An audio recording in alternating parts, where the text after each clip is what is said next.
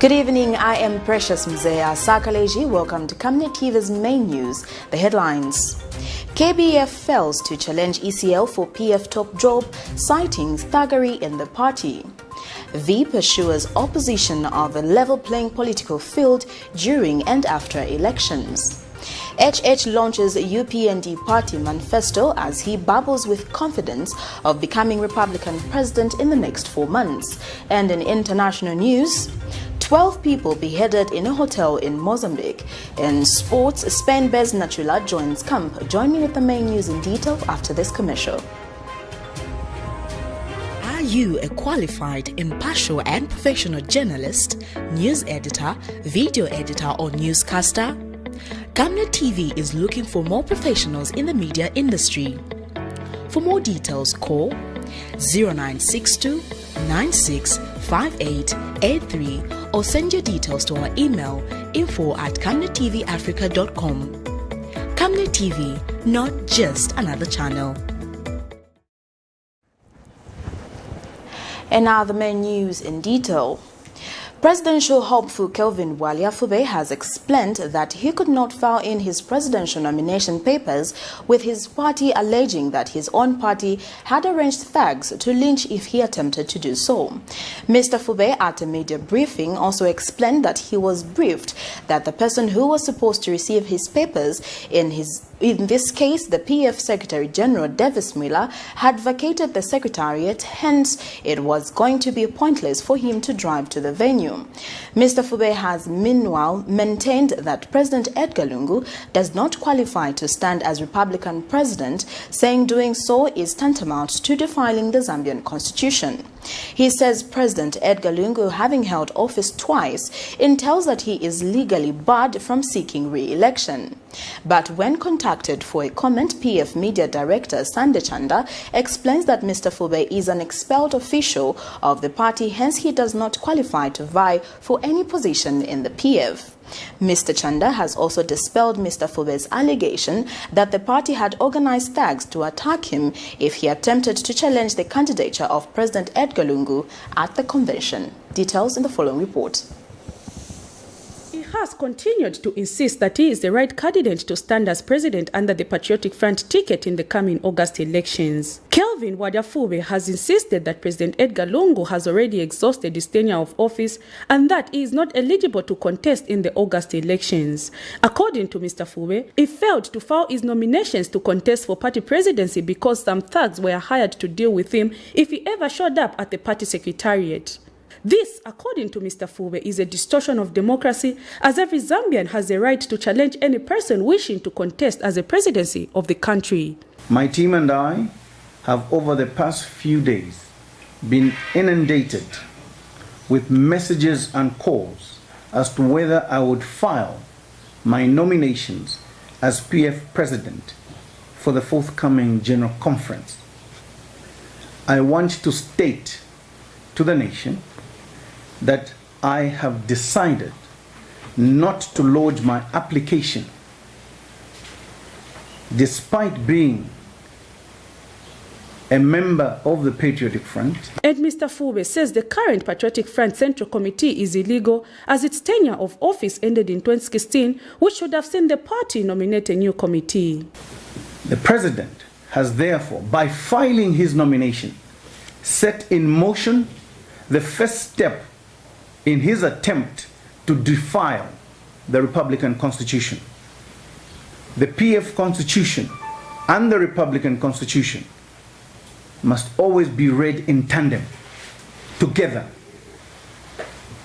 The Central Committee that purported to endorse the candidature of Edgar Lungu as the sole candidate is an illegal Central Committee. The Central Committee was formally elected in 2011. Their mandate came to an end in 2016.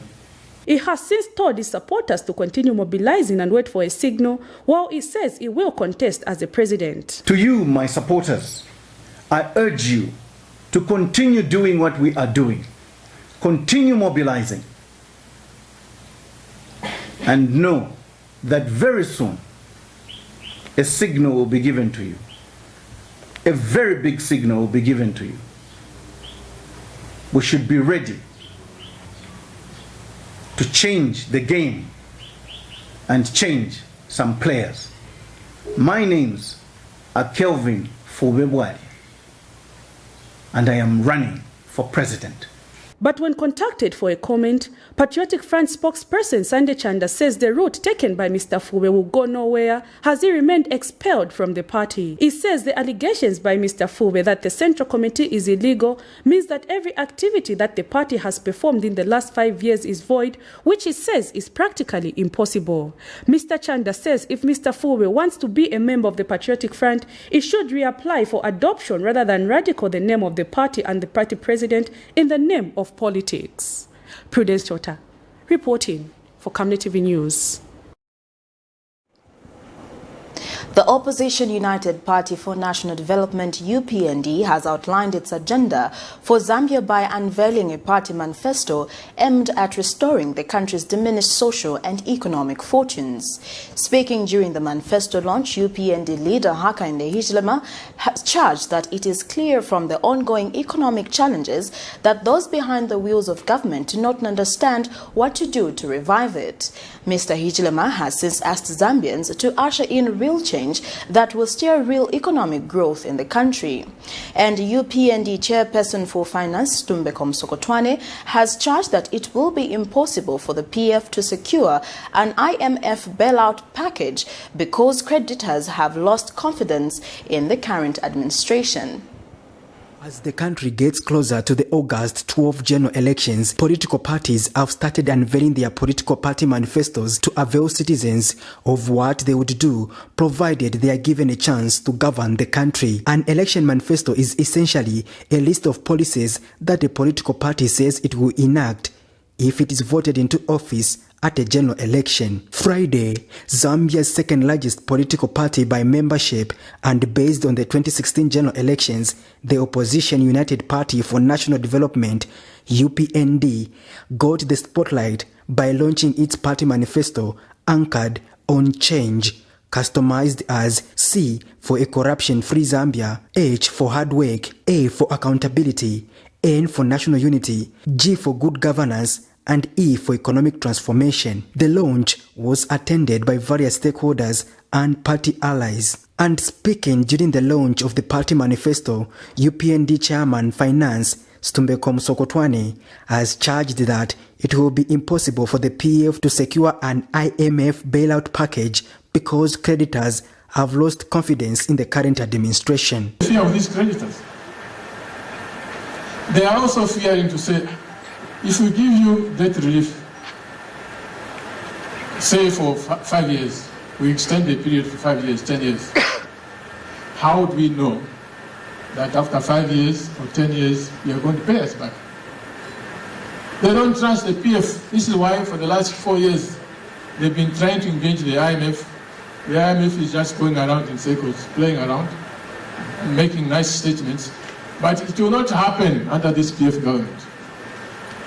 Put the UPND government there, within 3 months, we'll get these things sorted out. And officiating the launch, UPND leader Hakainde Hichilema has assured that the party manifesto is founded on true intentions to improve national governance by restoring the rule of law and giving power back to the people. The opposition leader charged that the country has retrogressed, looking at the prospects that were left by the previous administration, adding that the current government has no capacity to revive the economy, hence it will be suicidal to give them another mandate. There's no reason for this country to be poor. 18 million people in economic terms, in finance terms, it's a small population. We will need to work our economy to even provide for people around us, Congo, Angola, and we will do it together in order to grow and create opportunity. It's a rich country. Don't tell me this country is poor. I disagree with you. Don't give an excuse of COVID. I disagree with you because COVID landed on our doorstep around January, February, March 2020. This economy was gone by the end of 2019. It was gone. All the fundamentals were gone. The debt was already mounted. Don't blame COVID. Even when COVID arrived, it is how you manage it. Botswana has COVID. How have they managed the economy? It is leadership. As various political parties unveil their party manifestos, the onus is for Zambians to probe and scrutinize in order to make informed decisions on poll day. Patrick Soko, Camnet News. The Zambian National Students' Union has rejected the one-size-fits-all kind of approach in provision of tertiary education in the country. ZANASU Vice President Stephen Kanyakula notes that despite some progressive interventions being made in the improvement of tertiary education in the country, more still needs to be done to guarantee inclusive education. He tells Camnet News that the launch scheme and bursary provision, which are mostly below 100%, are not adequate for students coming from poor families. Mr. Kanyakula has since challenged all political parties intending to form government after the August 12th election to outline how they would better the education sector through their manifestos.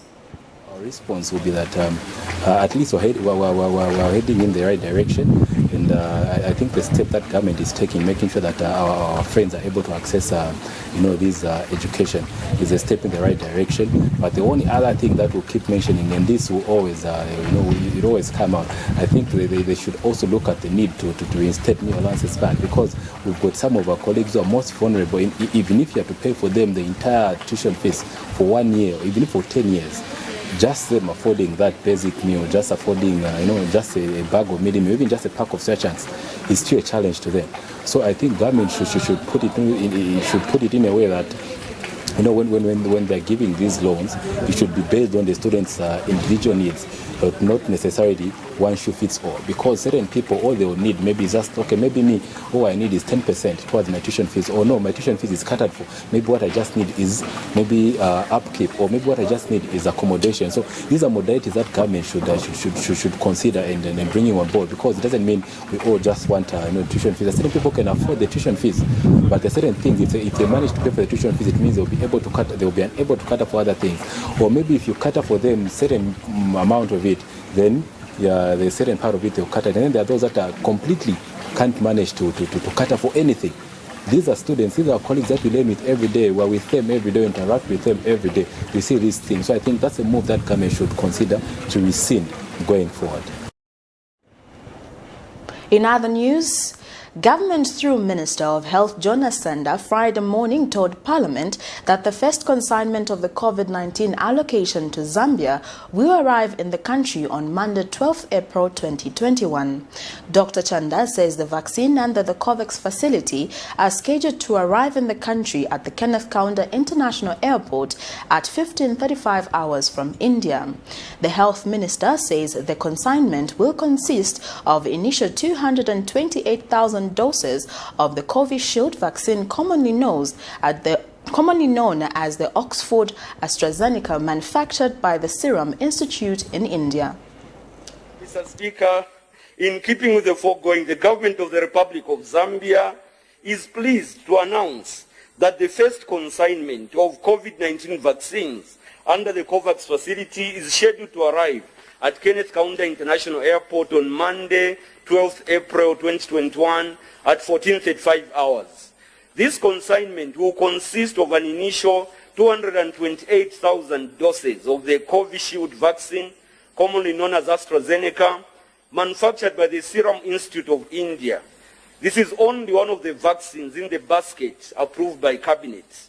The COVAX facility, as I said in my ministerial statement, will cover 20% of the eligible adult population above 18 years old. That is 3,676,791 people, while the rest of the 46%, 26% will be covered under the other pillars, under the vaccine program. In the spirit of transparency and accountability, members of the press will be invited to witness the arrival of this consignment. More consignments of COVID-19 vaccines are expected to follow in due course, and the nation will be informed accordingly. 5 non-governmental organizations have asked the Lusaka High Court to grant them a conservatory order preventing the prosecution of people under the Cybersecurity and Cybercrimes Act pending determination of their petition.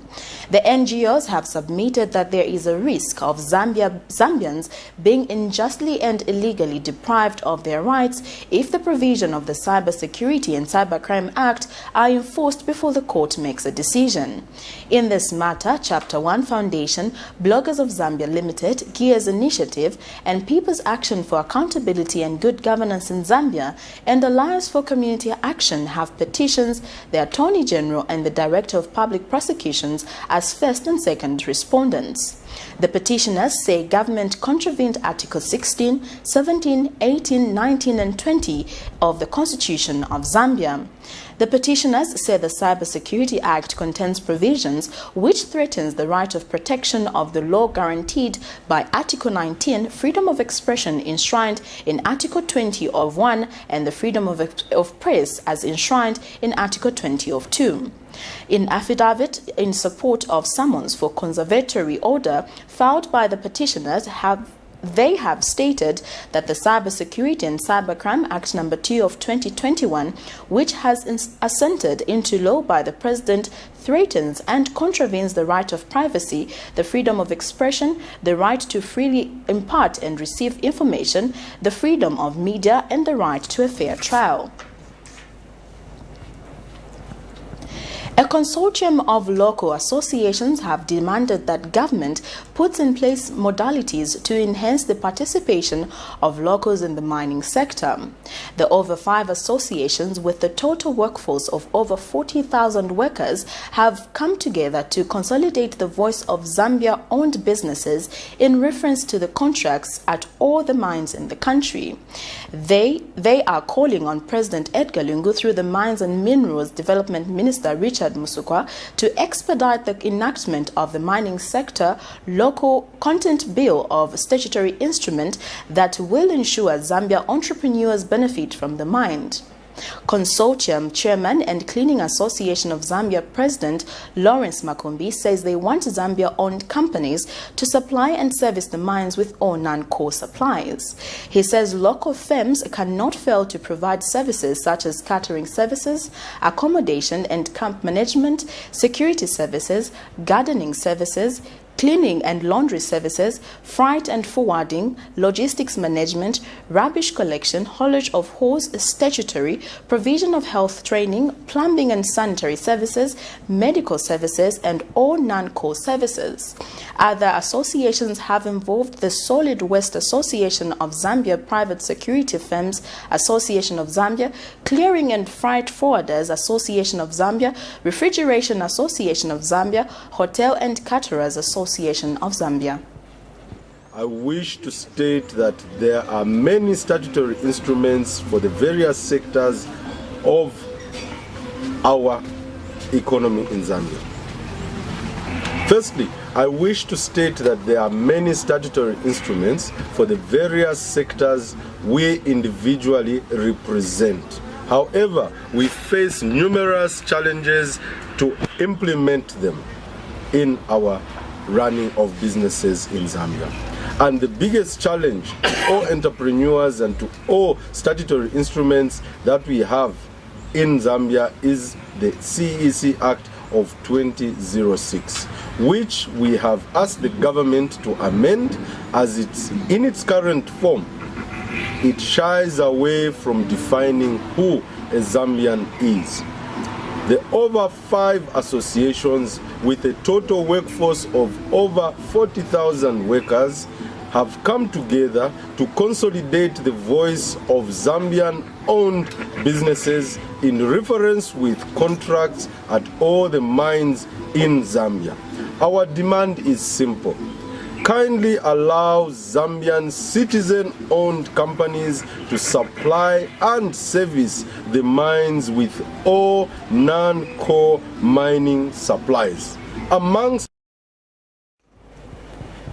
Vice President Inonge Wina has assured the opposition that her government will provide a level playing field during and after general elections. Ms. Wina tells the nation in Parliament that government will endeavour to follow the prescribed democratic tenets of a free and fair election. She says stakeholders must not worry of election being rigged, saying the elections will be very transparent.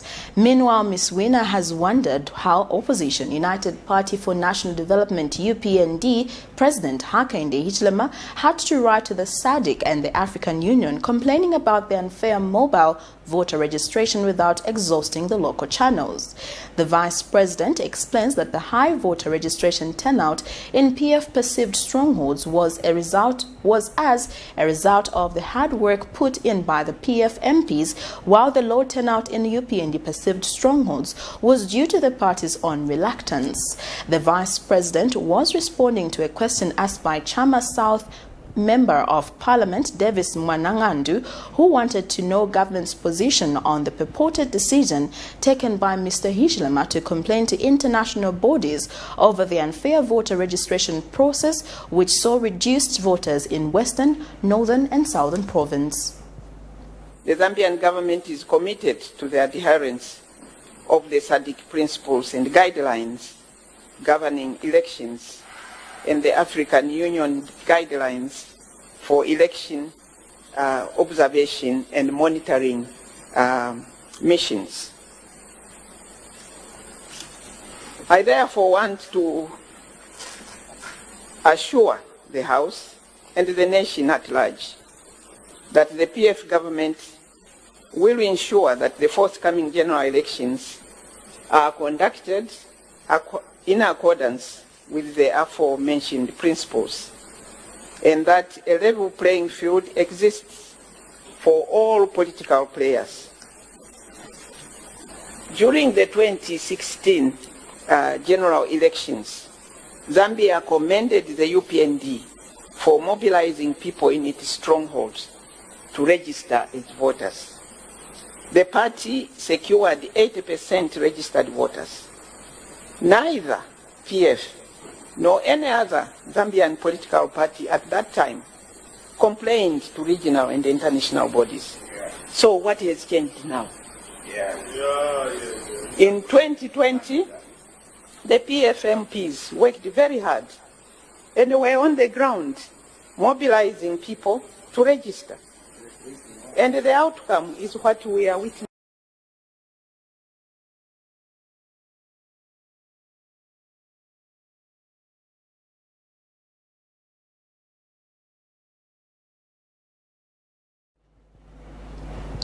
You're watching Camnet TV's main news. For now, we take our first set of commercials. We'll come back with more news after this. You know I can take her a bit. Yes, my dear.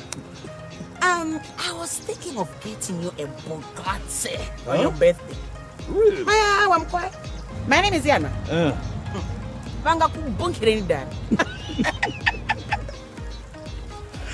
Don't worry, my dear. That's why there is insurance. Insurance? You've heard me.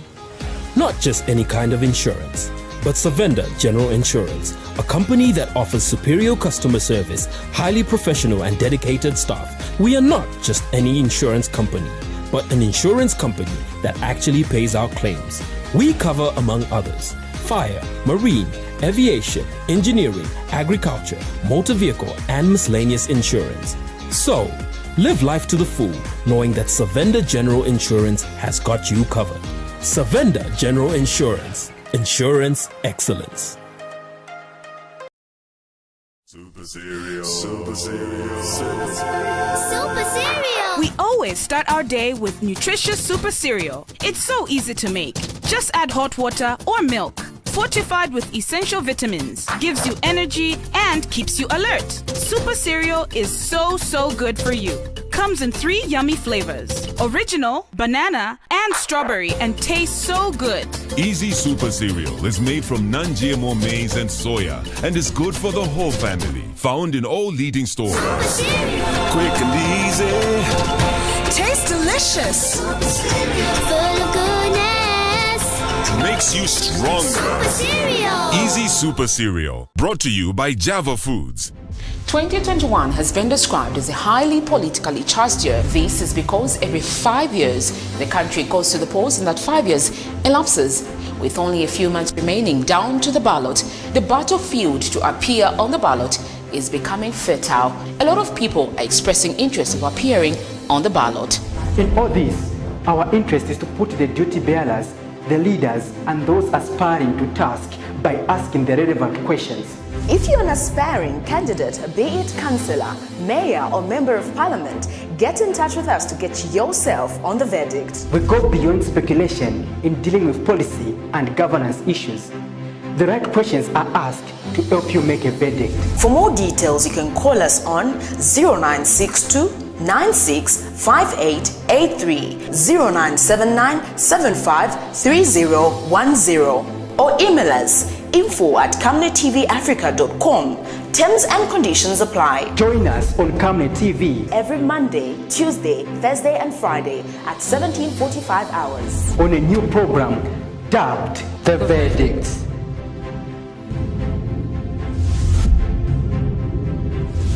Remember that Camnet TV is not just another channel. Welcome back. We continue with the rest of the news. The Young Emerging Farmers Initiative YEFI is delighted with the move by government and Zambia Farmers Union to engage local onion farmers to address the shortage of the commodity in the country. Speaking in Chongwe in an interview, YEFI Executive Director Matthews Ntabo says going forward, government must also address issues to do with the challenges so that if assessed, the production of onion can multiply.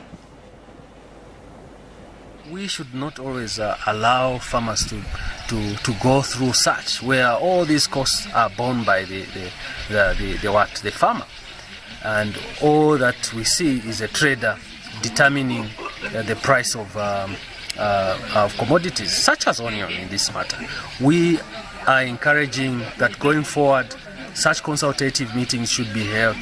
We should not look at traders to be on a different plane. We are all in this country to ensure that each and everyone gets a fair share of their efforts. Farmers should get a fair share of their produce. Traders as well, they are not here for charity.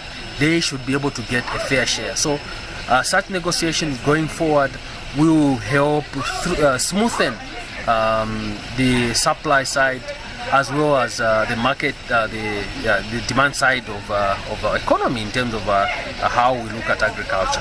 Going forward, we want to encourage Zambia National Farmers Union not only to look at fruit and veg, but also to address much other bigger problems that we have faced in the past and going forward. Farming inputs under the Farmer Input Support Program (VEEP) have started arriving in Eastern Province ahead of the 2021-2022 farming season. Neria Investment Limited has already started mobilizing the inputs in readiness of distribution this farming season. During the 2020-2021 farming season, 187,398 beneficiaries received inputs under VEEP in Eastern Province. Farming inputs under the Farmer Input Support Program have started arriving in Eastern Province ahead of the 2021-2022 farming season. This is Neria Investments Limited, Eastern Province Depot Manager.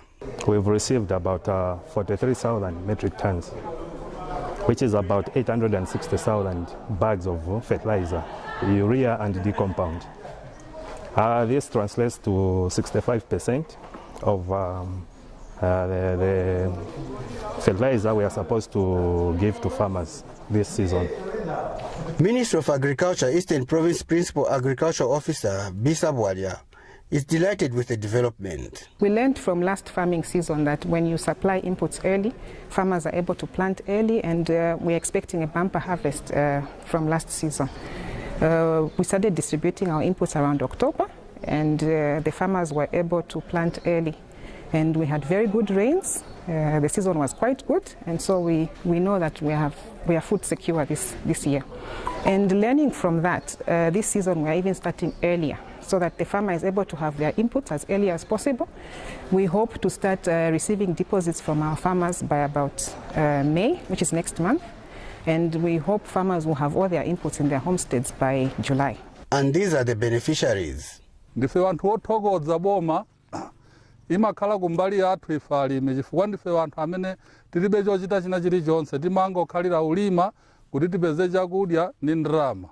So boma limatiyang'ana moyambirira komanso mofulumira sitinapeze mavuto wena aliwonse okhudzana ni nkhani ya ma-inputs pano pa district. Kuthokoza boma ya PF yatifupikisira zinthu titemba tinankhati tatenga kodala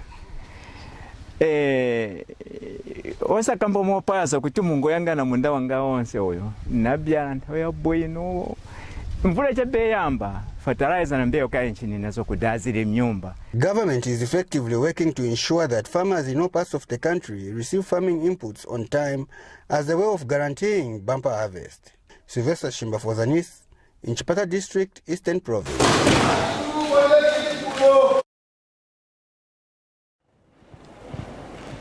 Education Minister Brian Mshimba says University of Zambia retirees have been weaned off from the institution payroll following government's decision to start paying them their terminal benefits. The Education Minister says a facilitation has been given to the University of Zambia by the President Edgar Chagwa Lungu to ensure that all retirees are paid off their dues.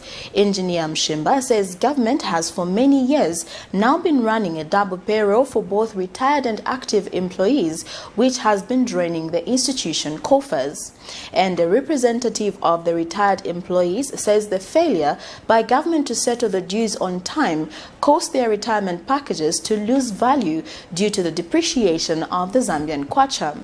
He says the trend of paying retirees late should not be entertained going forward. We realize that money is coming from university. We're taking a bit longer to get people off payroll. And as you know, because of the new law, if people have not been paid all their money, they have to be on payroll for a long time. We started running a double payroll, active employees and those that are retired. And it was burdening the institution and not giving full satisfaction to those that had served the institution. We therefore went back to Ministry of Finance to give us a go-ahead to be creative in making sure that we raise the resources to ensure our retirees, our mothers and our fathers, some of them living, some of them deceased, could be taken care of. And today we sit here to speak testament to the fact that this government of His Excellency Dr. Edgar Chagwa Lungu means well, it means what it says, and we are saying the retirees at University of Zambia are being paid their money. And we won't stop since the facilitation has been given to make sure that it's all paid out to all the retirees. There are a lot of challenges which we went through, even the ministry. After retiring, you could see the way we used to come here, that we were now, destitution. We became destitute, started begging now, and yet we were millionaires on the paper, but beggars in reality. Now, this trend should not continue, Bwana Minister. I think this is a lesson. The Agents of Change Foundation has underscored the need to address disparities affecting women in the country. Speaking during the launch of the Speak Up Girls project being implemented in partnership with the German foundation GIZ through its board chairperson, Noreen Chitebe has urged girls and women to voice out on issues affecting them. The project is currently being implemented in Southern and Copperbelt Province. And Ms. Chitebe says the Speak Out Girls project will endeavor to provide a platform for conversation, dialogue and discussions around matters of governance, participation in civic engagement amongst women and a girl child, aimed at preparing them to take up important spaces in communities and society. The Speak Up Girls project, whose target audience is predominantly female, will bring to the discussion table other crucial stakeholders, such as traditional leaders, civic leaders, parents, the church, and government. The total number of beneficiaries for these 3 months will be 15,000. May I also hasten to say that yes, we are pushing this agenda, especially for our young female. But I'd like to say this: freedom of speech is not arrogance. Freedom of speech is not insults. Freedom of speech is not character assassination. But freedom of speech is an opportunity to speak up and bring important issues that will enhance and bring value to different stakeholders. So as we come up with this project, a Speak Up Girls project, please remember that the girls that are going to be trained, the female girls that are going to be trained, they're going to understand that freedom of speech is not character assassination, it's not being arrogant, it's not saying all the wrong things, but being able to articulate the issues that will enhance different stakeholders and the community as a whole. And in this light, we have worked with the Alliance for Community Action, ACA, who successfully trained 40 women and girls in issues of citizen journalism. It has been a wonderful success. It has been wonderful to see the work that has happened, the stories that you watched, and the impact that has been created, and also the trickle-down effect that this has had. At various levels, you see the impact that the women and girls are making in their communities by approaching their counselors, their different duty bearers, and the change that they're bringing. And now it is a wonderful privilege to partner with the Agents of Change Foundation to even give a bigger platform to this project. Through this partnership, ACF is going into 2 different provinces and will showcase these stories that have been done by the women and girls with the communities.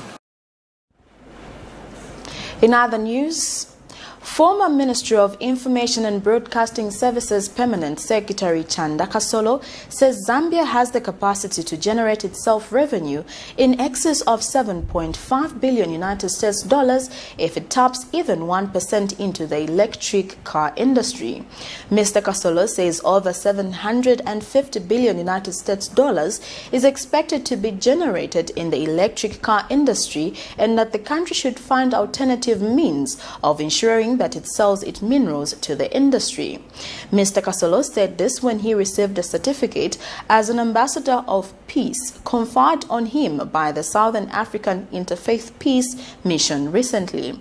And Peace Mission Executive Director Howard Banda says Mr. Kasolo has proved beyond doubt that he is an ambassador of peace in Zambia, judging from the way he has conducted himself in times of adversity. And go and restore that which we have lost. We really thank you for accepting this. Thank you very much. You know, we have electric cars being made, and at the moment the turnover worldwide is 150 billion US dollars. By 2026, this figure will be 750 billion US dollars. That is Zambia has 2 major components of electric cars: copper and cobalt. We also have manganese, which is a small component. I'm sure whoever will be leading us in Ministry of Commerce next time around, they will work hard to make sure that Zambia even makes 1% of that 750 billion. You know what that is? 7.5 billion US dollars. Wow. That will be our trade. That is just one thing. Agriculture, look at what potential we have. And you know, why don't we fight with agriculture rather than fight as people in politics? Why don't we exert those energies that we feel we must fight somebody else at the bus stop, at a rally and so on. Fight the land and produce something. I'm telling you, the potential is great and we will do well. To caution our traditional leaders, those who are also taking sides as they entertain politics of hatred and division, our leaders should portray fatherhood because they were called for such. And if there are people who feel that their other part is not doing fine, I think a leader should call and ensure that he give advice according to the feelings of people that are on the ground. But The Lusaka Magistrate Court has reserved ruling on whether to stay proceeding in a case which Economic and Equity Party President Chilufya Tayali has dragged businessman Simon Mwewa to court for uttering defamatory remarks against him. Allegations in this matter are that Mwewa on the 29th of December 2020 on his Facebook page published defamatory words against Tayali where he alleged that Tayali had committed incest with his niece, and the accused Friday morning pleaded not guilty to the offense. When the matter came before Magistrate Sanford Ngobolo, he reserved ruling to stay proceedings in this case after the defense's application that matter be stayed to allow the accused to freely prosecute his civil case before the Lusaka High Court, which has sued the complainant, Mr. Tayali. Other allegations are that on the 24th of February 2021, Mwewa published a video on Facebook in which he alleged that Tayali caused the death of State Prosecutor Nsama Chipyoka. The matter comes up for ruling on the 4th of May 2021. We take our second set of commercials. Coming next is international and sports news. From time immemorial, we have had different types of lighting options, from those that can burn down our investments in minutes to those that dig holes in our pockets due to constant replacement and huge consumption of our Zesco units. Savenda Electric introduces the new and advanced electric bulb with cutting-edge technology of LED that has low power consumption, gives out bright white light, and lasts up to 25,000 hours. Savenda Electric manufactures all types of LED light, like plastic LED fluorescent tubes, down lights, ceiling lights, outdoor fittings, and solar street lights made to customer specifications. Let's live on the bright side of life by choosing the wide range of Savenda electric lighting solutions that are available in all leading stores and supermarkets countrywide. For orders, call 0962 642 490 or email jnbunda@savenda.com or pchabula@savenda.com.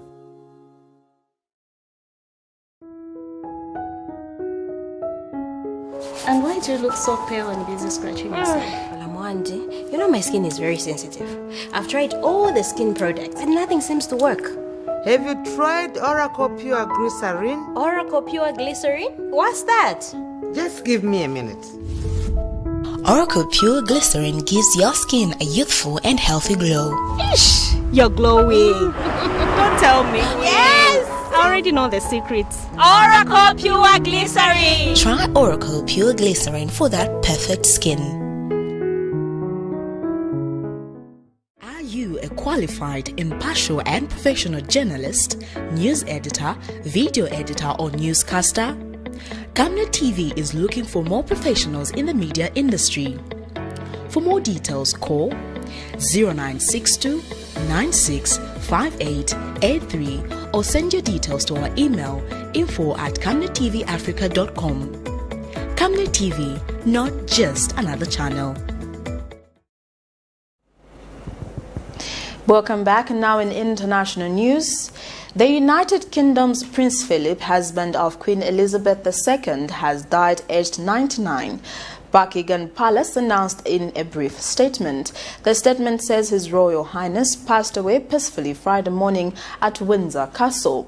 The Duke was married to Queen Elizabeth II for more than 70 years and became the longest-serving consort in British history.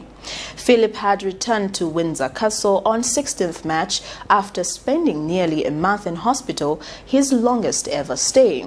He initially received care for an infection but then underwent a heart procedure for a pre-existing condition. Andrew Simmons takes a look back at his life.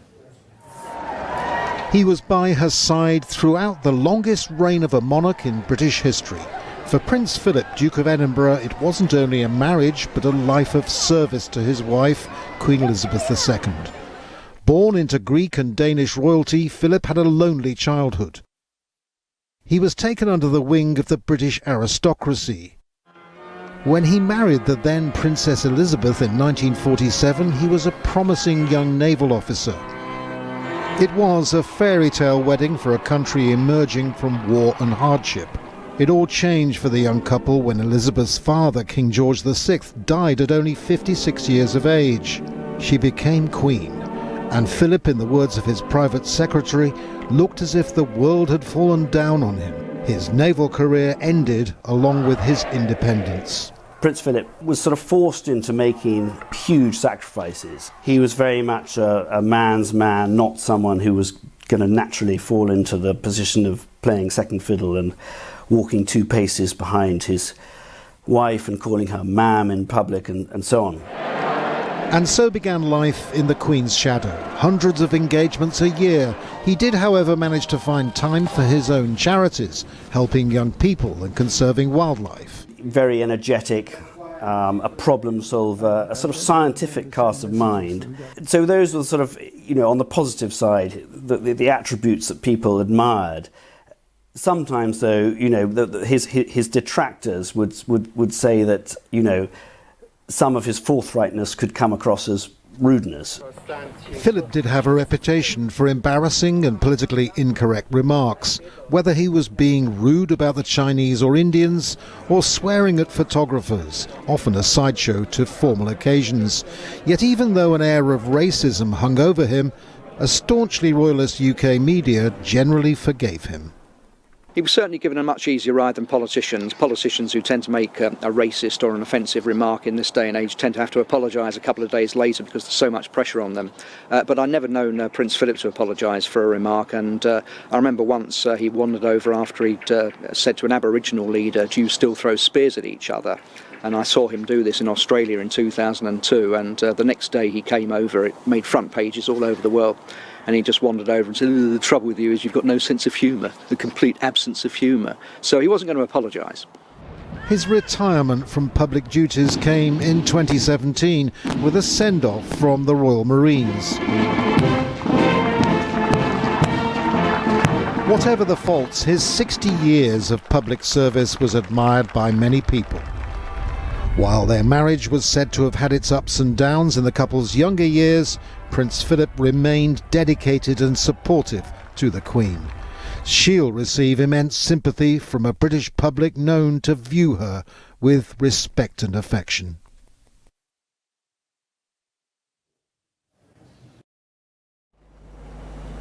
Still in international news, it has emerged that 12 people, some believed to be foreigners, were beheaded in a hotel in Mozambique during a recent raid by ISIS fighters.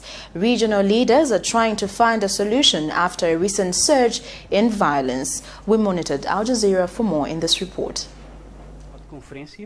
The struggle was evident. When Islamic State fighters invaded the town of Palma in March, this hotel was raided too. A police officer said he found the reception overturned and rooms littered with victims' clothing. This is a hotel that hosted many foreigners at the time of the attack. Many foreigners thought it was the best place to find protection, so they ran here. They had security, but the insurgents were stronger. They broke into the hotel and took 12 citizens of different nationalities, tied them up, and beheaded them. Showing journalists around the hotel, he points to a patch of earth. He said he buried the bodies here, himself. This is only the latest offensive by ISIL-linked groups in Mozambique, and what has become an especially violent month. In a coordinated attack, insurgents seized Palma, this coastal town that lies close to a multi-billion-dollar liquid neutral gas project.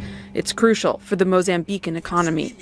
The assault claimed dozens of lives, while the UN says more than 11,000 were forced to flee. The northern province of Cabo Delgado has seen an increase in fighting since 2017. Some believe ISIL-linked fighters are trying to establish a caliphate here, but regional leaders say they won't let that happen. The recent attacks in the town of Palma have recently demonstrated the magnitude of the problem at our doorsteps. On Thursday, a delegation of 16 southern African countries met to discuss the latest violence in Mozambique. The Southern African Development Community, or SADC, is charged with finding a solution to the unrest. In a tweet, the president of Zimbabwe said the summit agreed that the SADC force should be resuscitated and capacitated immediately so that it can intervene. The violent escalation of an insurgency in the north of the country has sparked fresh concerns about security in southern Africa, a region that has enjoyed relative stability in recent decades. But with these recurring attacks, hope is scattered. Leah Harding, Al Jazeera. We'll now get into sports news.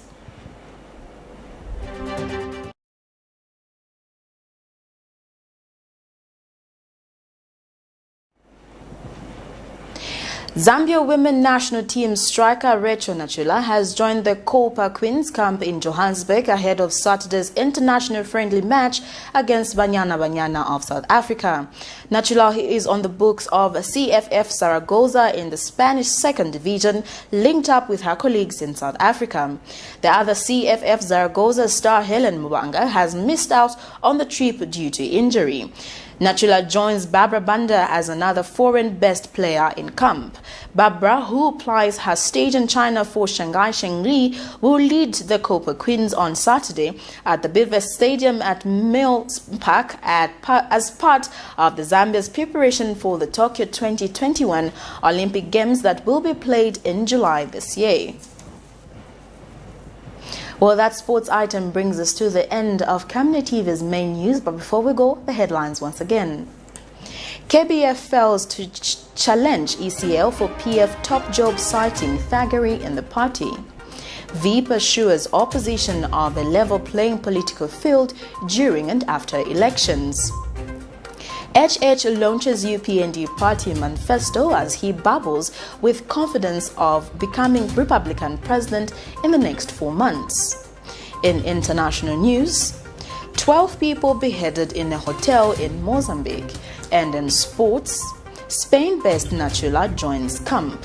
Well, we now take a look at the Camnet verse of the day, which is coming from the book of 1 Corinthians 13 verse 12 to 13. For now, we see indistinctly as in a mirror, but then face to face. Now I know in part, but then I will know fully, as I am fully known. Now these three remain: faith, hope, and love. But the greatest of these is love. Thank you for joining me. I am Precious Mzeya Sakaleji. Continue watching Camnet TV, not just another channel.